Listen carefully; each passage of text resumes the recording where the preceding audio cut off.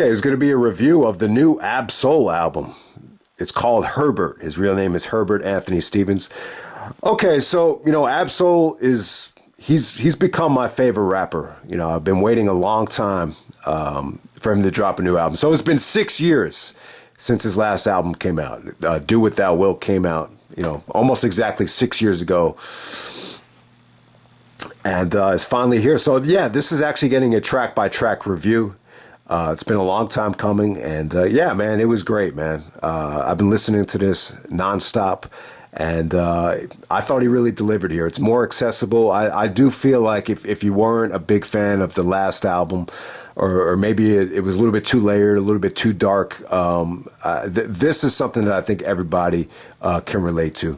And yeah, it was great stuff. So just some personal background information on Ab Soul, because I know he's been out of the spotlight for a while. So he's actually from Carson, California, the Del Amo area. If anyone remembers Jackie Brown, the mall in Jackie Brown is actually the Del Amo shopping mall.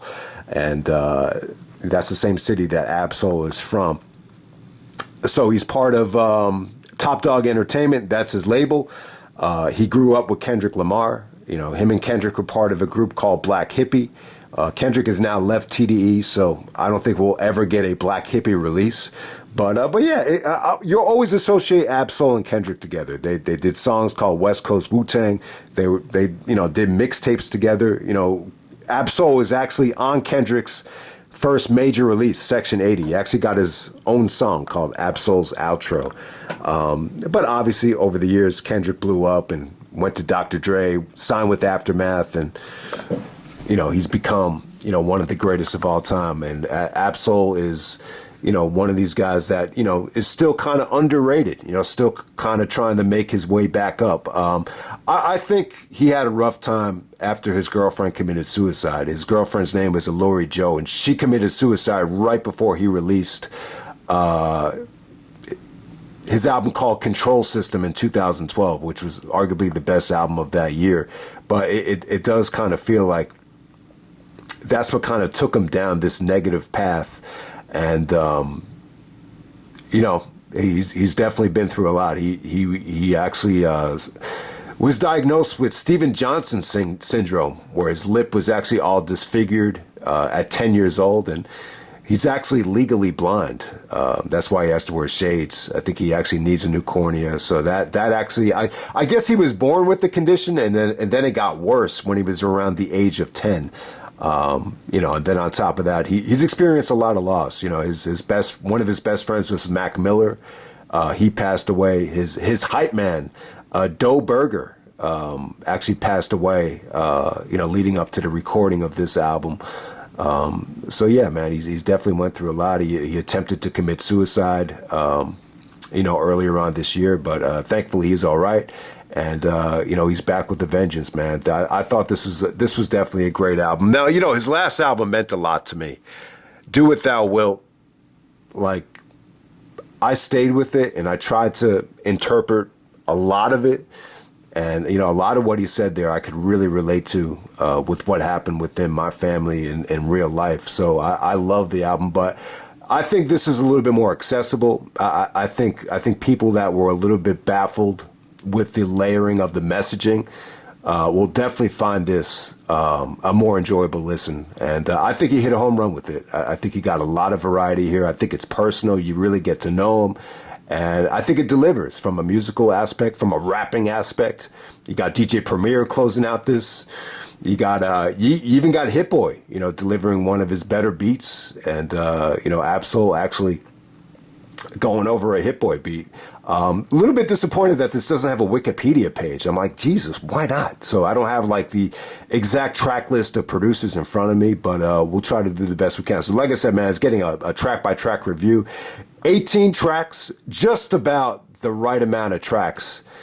I think here. I think this is perfect. Okay, so first track is called Message in a Bottle.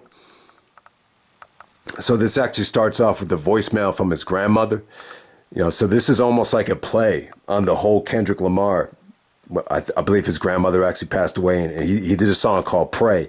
And, the hook was Ain't Nobody Praying for Me. So in this intro, Absol's grandmother actually quotes the Bible, sends out a prayer to him, basically says, what's a man that's going to gain the world?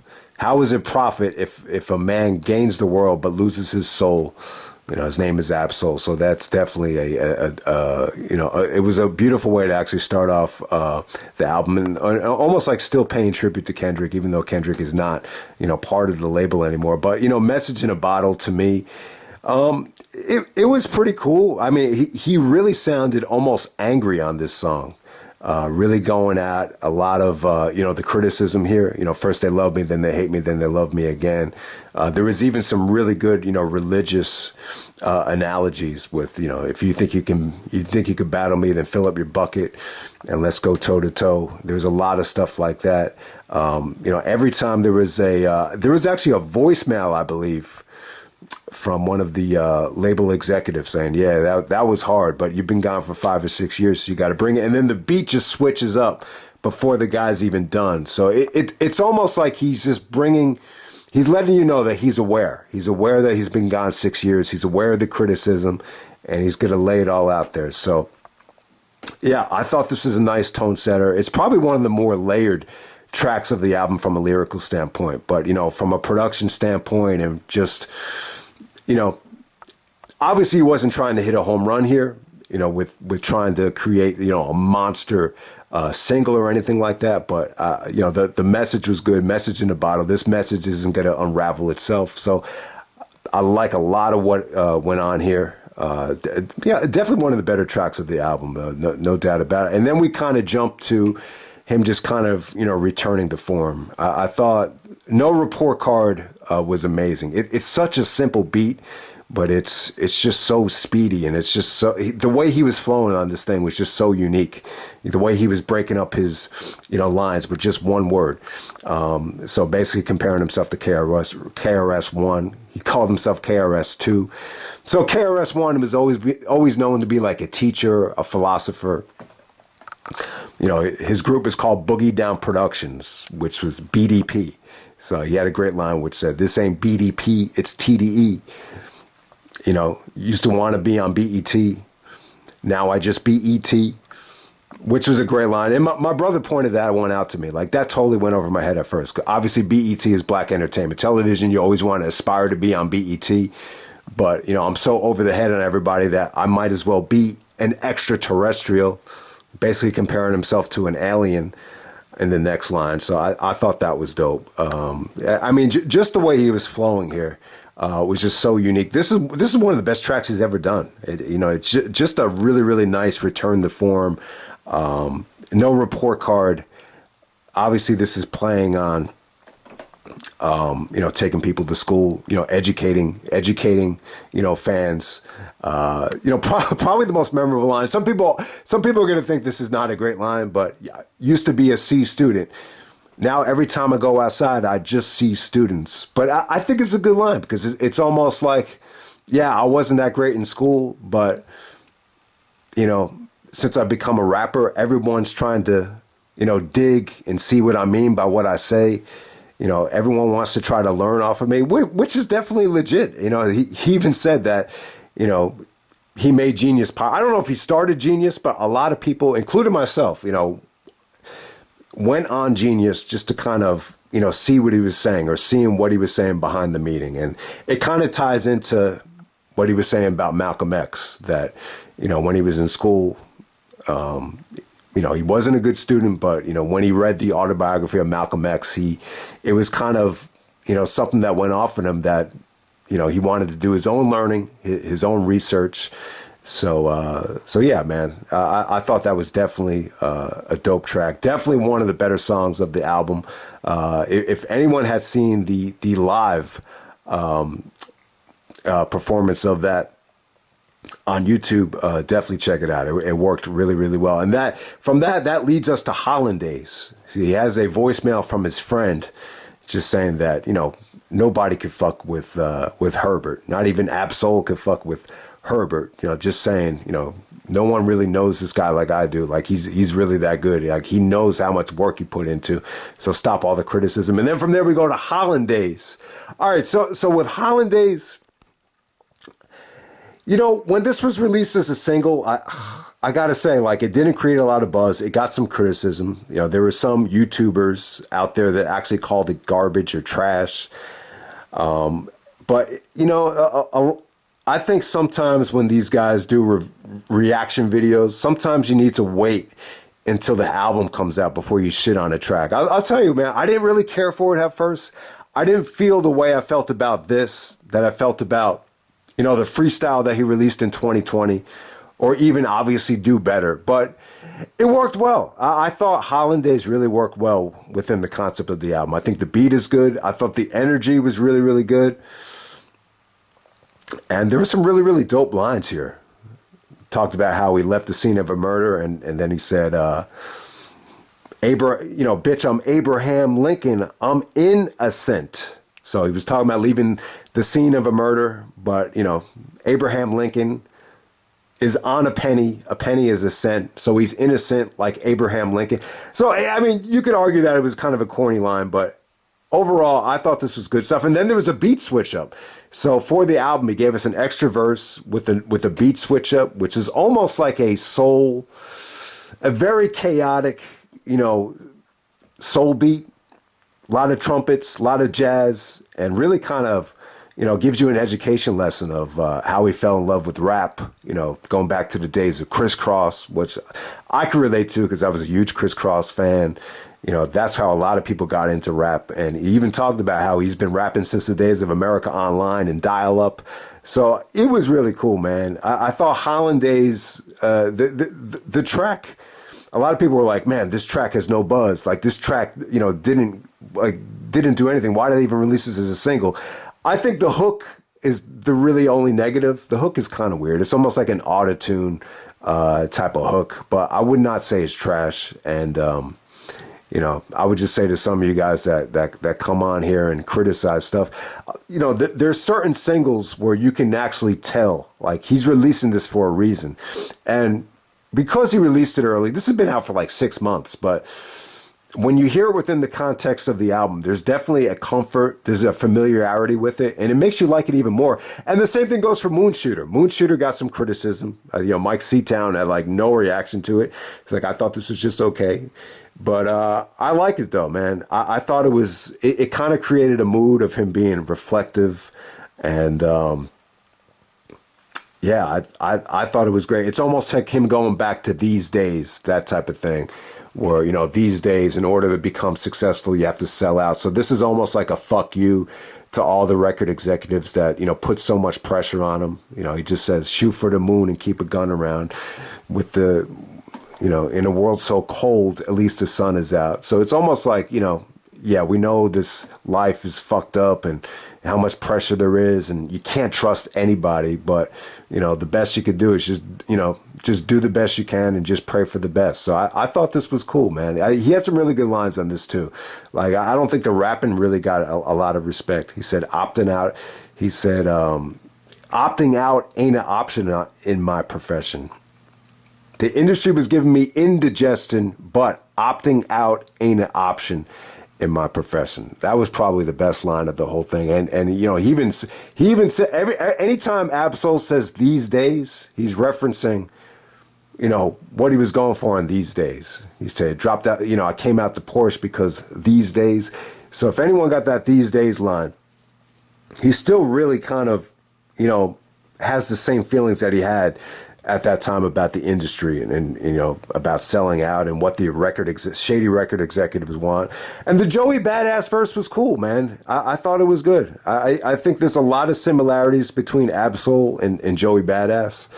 You know, they both were out of the spotlight for, you know, almost the same amount of time, you know, 5-6 years. You know, one's West Coast, one's East Coast, but it's a cool collaboration because it's not even a thought, you know.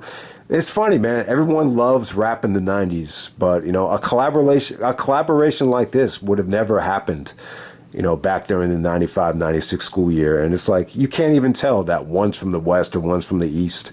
But, yeah, it was a cool collaboration. And if you heard Joey Badass's album this year, Ab-Soul actually did an interview on it, and he talked about, you know, the death of his friend Doe Berger, and, and one of Joey's friends actually passed away as well. I think his name was Capital Steez. So Absol actually did a little speech on that album as well. I didn't realize it was even him until he just said Doe Burger. I was like, oh, yeah, you could tell that's him by the accent. And so then from there we go to FOMF, which is called Fuck Out My Face. So this has become popular in rap, maybe going back 20 years now. It might have been Jay-Z. Jay-Z might have been the first one to start this, where instead of saying, get the fuck out my face, it's like, fuck out my face, bitch, or fuck out of here. Don't get the fuck out of here. It's just fuck out of here. But, I thought this was cool. So obviously with this album, a lot of the promotion for it, he's talking about suicide. He's talking about depression. Do Better obviously deals with a lot of anxiety and all that stuff. Being addicted to, Absol was actually addicted to vaping, which caused a lot of anxiety, leading up to this album. But Fuck Out My Face, this is like, him just going back to, attitude. That's the great thing about him not dying, is you can still kind of transform him, put the shades on, put the dreadlocks back on, and just have him, rapping on the baseball field, setting guys on fire. And I just thought he came across with a lot of attitude here. The video was great.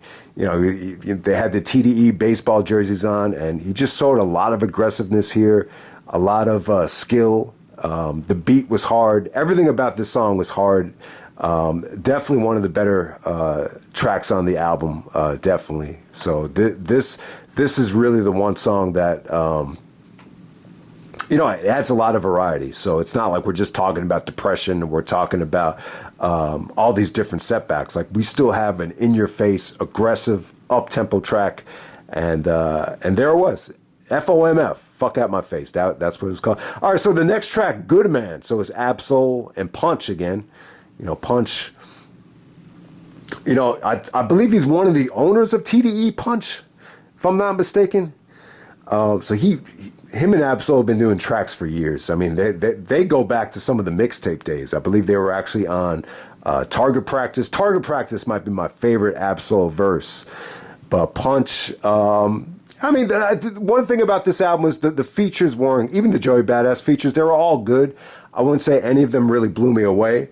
But this Good Man song, this sample, is it's been done to death. I believe Ghostface Killer actually started off Apollo Kids with this sample, and I believe MF Doom might have used it as well. But it was good, man. It was great to hear Absol spit over such a well layered sample. Most of the TDE guys, I don't think they do a lot of sampling, but this was cool. It was a good verse. He used a Jack and Jill analogy to kind of talk about how, violence isn't getting better, and a lot of these communities are not doing enough to really, get their communities back on track. And it was definitely an aggressive verse. And, probably the most memorable line here towards the end was, they want to chop it up with soul like the old Kanye. So it was a cool line. I don't know if there's a double meaning behind that, but obviously Kanye, I think like ever since Death Grips got popular, he stopped using a lot of soul samples. So that was cool right there. So that was called Good Man. So you got that Ghostface Apollo Kids sample from the opener right there. And then obviously we have Do Better. Do Better. I gotta do better before it's too late. So this is a great song. I would actually compare this to almost like Red Hot Chili Peppers' Under the Bridge. It's a very powerful song. I think it's one of those songs where you feel guilty about playing it out because it might lose its effect. But it brought tears to my eyes the first time I saw this, when he took the shades off and you could see him, contemplating suicide in the video. And he touched on a lot of things that I think a lot of people can relate to. He said, "Relationship on the rocks. My family is all concerned." He was stricken by survivor's guilt because, some of his friends have passed away, and obviously he survived to make it. So a lot of emotions here. A lot of people worried about him. And I thought it was a good decision. I think doing a song like this, getting a sample like this, it's a song that I think everybody can relate to.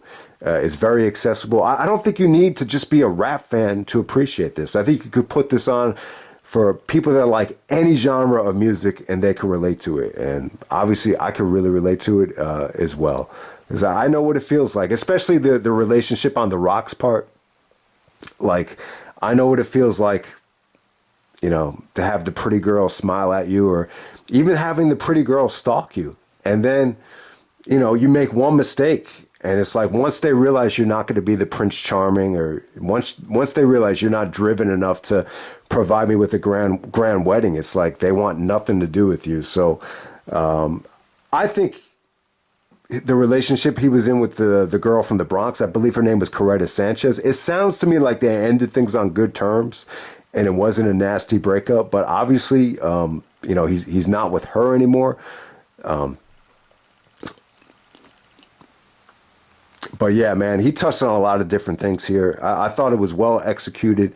I think would do better. This is probably the most powerful song that you hear all year. I thought it was that good. It's got a very powerful effect to it. So we could talk about it all day, but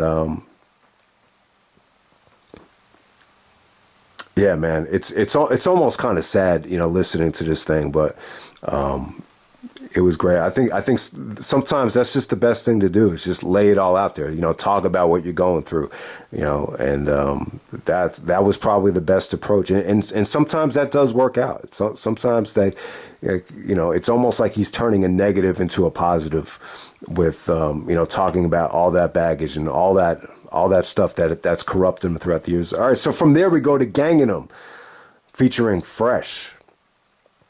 All right, so this is almost like a tribute to Doe Burger.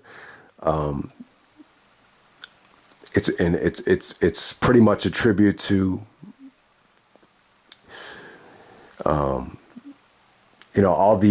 his friends he was associated with throughout the years. So I just want to make clear that Ab-Soul has stated that he came from a pretty healthy family lifestyle. He pretty much grew up in the suburbs, so it's not like a situation like he came from Compton, like Kendrick, or like J-Rock actually came from Watts. So he didn't necessarily come from the hood, but he was associated with, I believe he was associated with the Crips. I believe he was in a gang, and he talked about how he has secrets that he's going to die with, and he's never going to rat anybody out. So it was cool. Like this was actually released as a video and a single. It's kind of a weird choice for that, but this is another track where it really fit in well with the context of the album. It was almost a nice way to kind of bring everybody back down to earth after, how emotional, Do Better was. So it almost has more of a somber note to it. And I think having a feature on this song, Fresh, I think this dude actually talked about how his pops was in prison his whole life, so he was forced to be a man. I think he even talked about having to, make money off of women by being a pimp.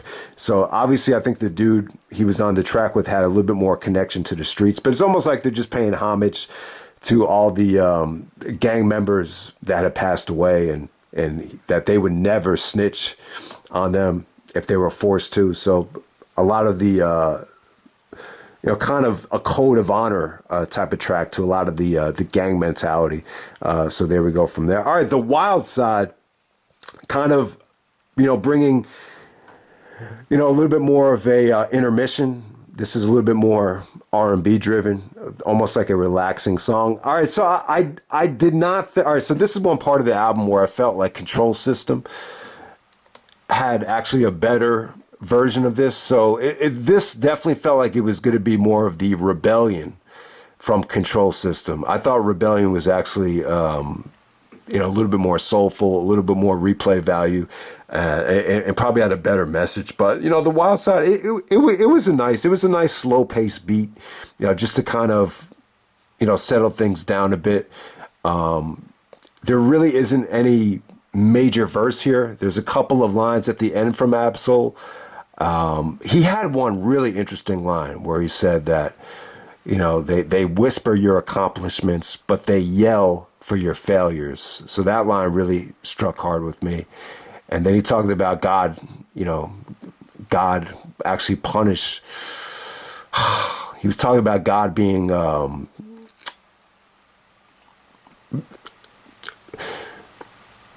God actually punishing if you fall into a comfort zone, basically implying that, if you really want to grow and test yourself, you got to jump out of your comfort zone. So there is actually some really interesting lines towards the end of that track, but yeah, I mean, there just wasn't a lot there in terms of excitement. Just a lot of nice melodic R&B from the feature there. And so from there we go to Art of Seduction, featuring Absol and Ombre.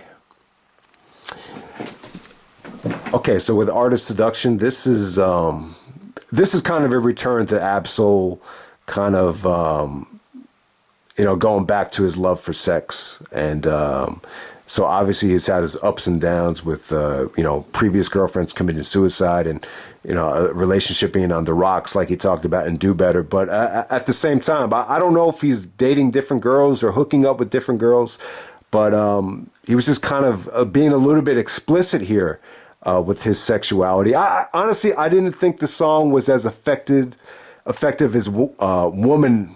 What was it called? Womanogamy from Do What Thou Wilt. That song was dope. He talked about experimenting with lesbians. He was actually using religious analogies with Jesus dying at 33. She's a 211, but that's a robbery. 211 is actually a code for a robbery. So I really felt like that track was a little bit more ambitious and a little bit more risque in terms of the presentation, the Art of Seduction. I mean, he actually mentioned that the girl actually said that he had a beautiful dick. So it's kind of it's kind of weird because he has all these insecurities about him because of the Steven Johnson syndrome and going blind. But then there's other times where, obviously there's other parts of his body that he's very comfortable with talking about. I think it was even on Day in the Life. He said, I got $1 million smile. It doesn't make sense, though, because all these other things are fucked up about me, but I still have the $1 million smile. So kind of going, so it's a different track. It's really the only track he really, got comfortable with his sexuality, which is something he's always done in the past, no doubt about it. So then from there we go to Bucket. Take this in your bucket. Don't worry about nothing. All right, so this was definitely dope. This almost had like a tribal type of sample, almost like a female Gregorian chant. It's a beautiful sample here. I don't know what the message was here. It's really, really weird, but it's personal too. It's almost like he was trying to reenact a scene at the end of this with the interlude, because at the end of it, they're trying to play a CD that was skipping him and his girlfriend. But with Bucket right here, this is the most political he got on the whole album. He starts talking about the control system and how television is, destroying people, and basically with Bucket, he said, you're giving up all this information, but you never gave up the butt. And then he says, well, she never gave up the butt. So it's almost like maybe Bucket is slang for butt, or maybe the message is, you're giving us all this information, everything else you're exposing, but you're not giving us what is the real shit behind this, which the Bucket would be. I don't know what he was going for here. There's really not a lot you can learn about it, but this is the most political he got on the album. He was really talking about a lot of stuff that he talked about on Control System. And then it's funny, man, the interlude with him and his girlfriend arguing over the CD skipping and cigarette breath, it's almost like he tried to reenact something that happened 20 years ago. So from there we go to Go Off, featuring Russ and Big Sean. I like the track. I thought the features here were good enough. I think Absol destroyed these guys, but at the same time, yeah, I thought Big Sean was really good. He was really good. Russ is one of these dudes that he associates himself with a lot of really, really good rappers, but it seems to me like a lot of people don't really respect him as a lyricist, but I thought they were fine here. So with Go Off, this is a very, almost like a trap beat, very up-tempo. This is the type of track that will be perfect for a nightclub or, you know, an after party at the AVN Awards. He actually talks about big dick energy. Watch me while I slide right in. So once again, he gets a little bit X-rated here, and it definitely works. It's a really. I thought his flow on this track was great.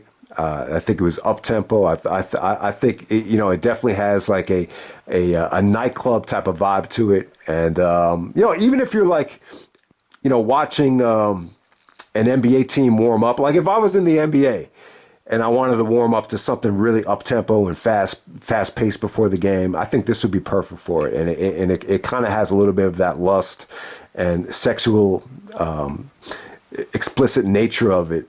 Which really gives it a nice type of feel to it. So that was actually called Go Off. And then we have Fallacy.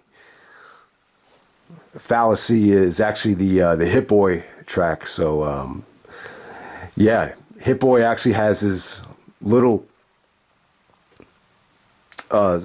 signature soundbite, you know, right before the track starts.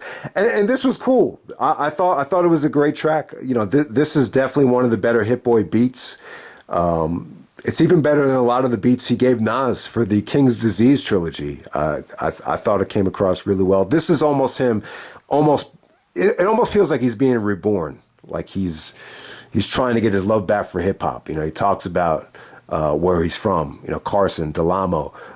He talked about that. The most memorable line in the whole song was, you know, Esco once said hip hop is dead. Well, I must be a mummy rapping my ass off. So it was cool, man. It was really cool. I think the end of the track, actually, you get a voicemail from SZA just saying that she's so proud of Absol for persevering and really continuing, you know, rapping and everything and really finding himself again. So, yeah, Hit Boy gave him a great beat. I would say, you know, it wasn't like a, you know, a lot of the beats that Hit Boy gave Nas for King's Disease, I think they were really, you know, modern feeling, you know, almost like appealing to the younger fan base, you know, songs that you could play in a club. But I think with Fallacy, this feels like it's more of a introspective type of beat, but it was good though. It was soulful, and it almost had the feel of someone just coming back to life, you know, almost like a rebirth with Fallacy right there. And then we have Herbert, you know, they can never understand Herbert Anthony. So he just talked about everything. He talked about Steven Johnson syndrome. He talked about Alori Joe committing suicide. It was actually here. He didn't call his girlfriend by his name. I guess he has a nickname. Well, he mentioned her here and just said that, you know, you know, his girlfriend and her daughter are always going to be in his soul. So you find out here that they ended things on good terms. So that's really, really cool. But yeah, you really get to know him on a personal standpoint with Herbert. It wasn't one of the best tracks of the album, but it was personal. It was catchy. And yeah, it was dirt. All right, so Church on the Move. Church on the Move. Really choppy beat. Just really choppy. Almost kind of, you know, feels like it's coming at you in waves. The hook was good too. Almost goes for more of that ghetto gospel type of feel for the actual hook there. But, you know, this got a lot of attention because he started talking about Cudi. He said, "That ain't right, Cudi. You know, next time you see me, I'm gonna do that to you, Cudi." But he's not talking about Kid Cudi. A lot of people thought he was talking about Kid Cudi. He actually spells it Cudy, which is actually a slang term for the Crips. So I'd never heard of this, but I don't know. Maybe he should have known that was coming. That you know, that this was going to get a lot of as people were going to think he was talking about Kid Cudi. But yeah, Church on the Move is definitely a dope song. So from there we go to It Be Like That. All right, so with this track, so this is a really, really nice piano beat.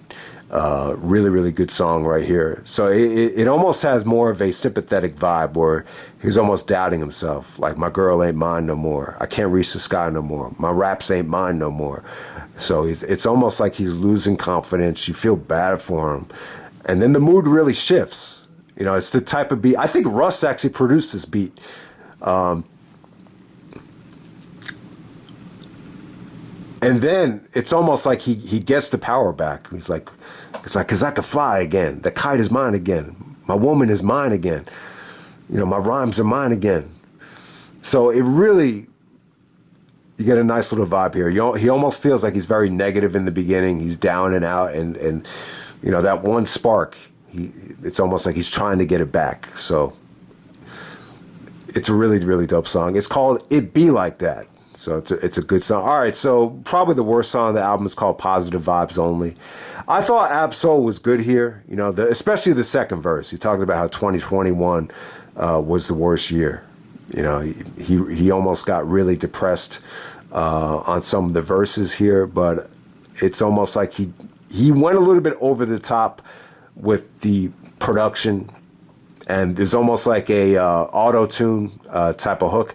I don't know if this is Ab-Soul rapping or actually singing on auto-tune that used to work for T-Mobile. Now I'm a mogul. I thought a lot of that came off a little bit corny. It was really over the top. But I like the message, though. I thought Ab-Soul was good on this song. But I thought Positive Vibes Only... you know, the beat and a lot of the auto-tune are just a little bit too over the top for me. But when you consider, you know, the message of this album and how he's trying to get back on track, it's definitely necessary. Like, it's definitely, especially the spot that it's in. It's almost like he has to end the album with something like this just to remind himself. Like, even if it's corny, even if it doesn't sound like it's going to appeal to the Rappity Rap fans, like, this is something that he had to do before the album was over. And then we ended with Gotta Rap, which is DJ Premier giving Ab-Soul a great beat. This is great, man. This is one of the best DJ Premier beats. Ab-Soul raps like his life is on the line. Apparently DJ Premier made him do this over a couple of times, and it was really humbling. And it definitely paid off because his delivery on this song is better than ever. Like, it really was. You know, he talked about the suicide scare on this song, and he had some really, really good lines. Awesome. It almost feels like he's dissing someone on here, but it was really good, man. I thought this was a home run. I thought Premier gave him a really jazzy track too. You hear a lot of saxophone, you hear a lot of you know, drum programming, you know, a nice bass line. You almost got a little bit of those riffs from Animals, you know, the track that DJ Premier actually did with Dre for Compton. So Gotta Rap is really good. Trying to think of that, you know, he kept on saying,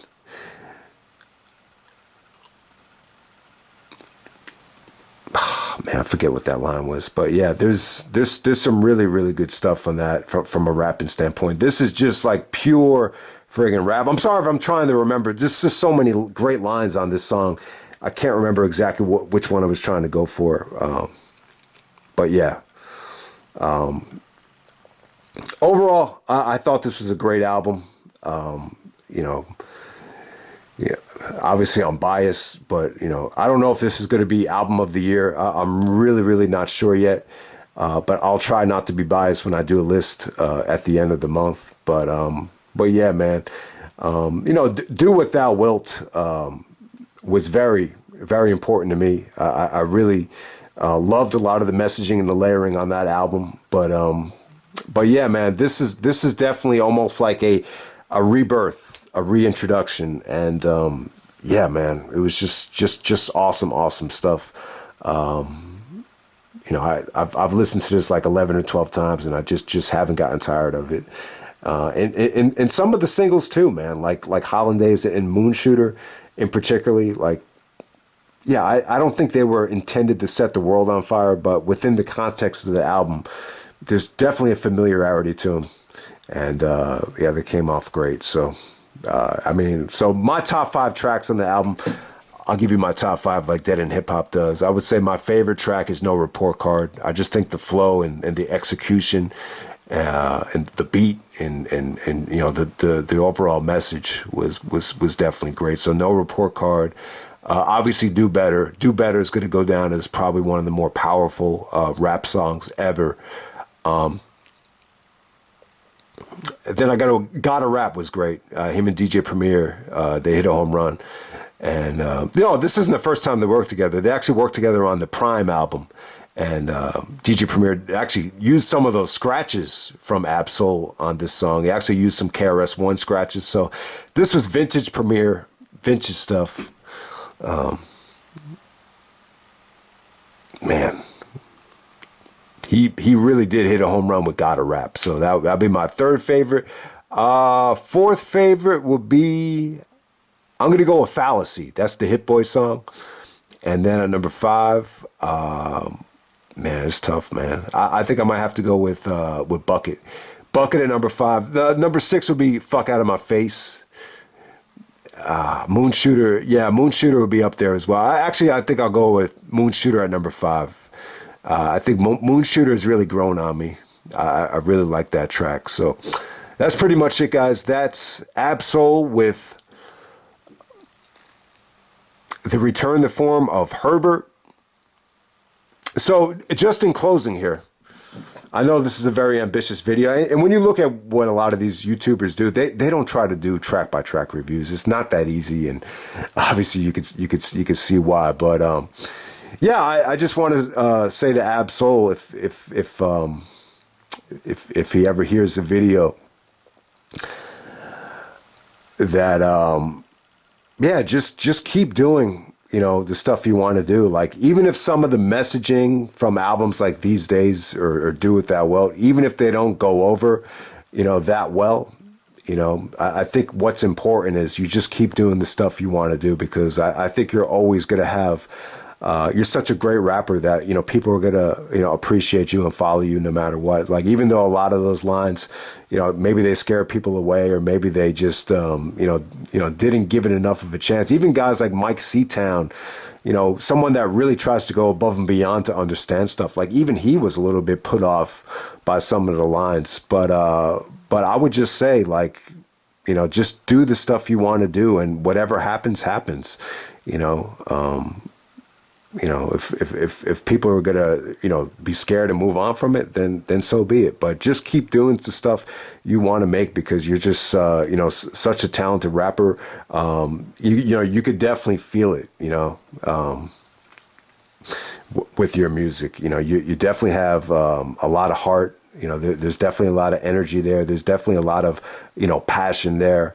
And yeah, the album definitely worked for me. It definitely picked me up. You know, I was feeling really down last week.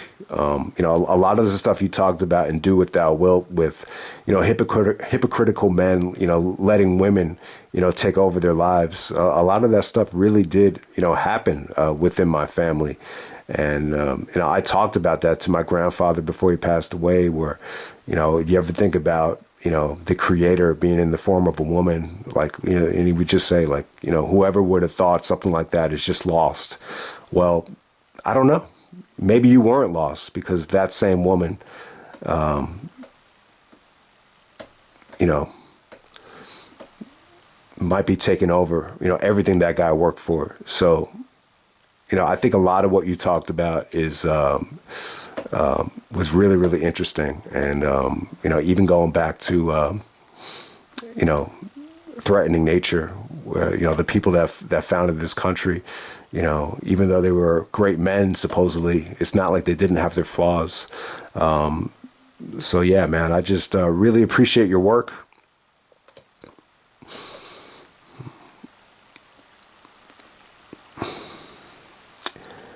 And I just think the album has had, in a short amount of time, like it's really uplifted me. I feel better. I think, you know, it's definitely gotten me through a lot of workouts. And yeah, man, it's just an amazing project. So thank you for the 18 tracks, and hope it does really well. And And hopefully you don't leave us hanging for another 6 years, because yeah, I do not know if we can survive another 6 years without an Absol release. But yeah, man, it's definitely been a great year. It was great to see you and Kendrick release projects in the same year. So it just should be interesting to see who wins it out for best album of the year. And I'll keep it. I'll keep it. I kept it long enough, so I'm not going to keep it short. But I guess we'll end it right here. So yeah, man, interesting to see what Dead End Hip Hop. I'm just a little bit disappointed that Dead End Hip Hop, the 1 year where they released their list early, they have to do it this year as soon as you drop. So I'm a little bit frustrated by that. I'm like, just wait until the Absol album gets a review and then do your list, man. But yeah, man, I think everybody will enjoy this thing. I think this was great. You know, I would definitely say, like, you know, I still think Control System probably had, you know, there are a lot of stuff from Control System that I would prefer over this, like a song like The Wild Side. I felt like, you know, a song like Rebellion definitely blows a song like that away. But the highs from this thing are pretty damn good, man. This is consistent. This is great quality. I think I think Do What Thou Wilt was that would have been a little bit more fun to really dig my teeth into and actually do a review for that. But there's no way I think anybody would have been ready to do a review of Do What Thou Wilt unless they sit with it like for a really long time. And I think that's what kind of hurt that album, especially some of the people that reviewed it and trashed songs like God's the Girl without even really, you know, giving it a chance to really digest, you know, what he was going for. So I'll definitely say that. But yeah, like I would definitely say, like, this is a lot more accessible than Do What Thou Wilt. But, you know, I think everybody is different, though. I think, you know, this blows away These Days. I think with These Days, he was obviously going for, you know, more of a message than anything else. But yeah. So that's pretty much it, guys. Hope you enjoy the review. Absol Herbert, and I'm out.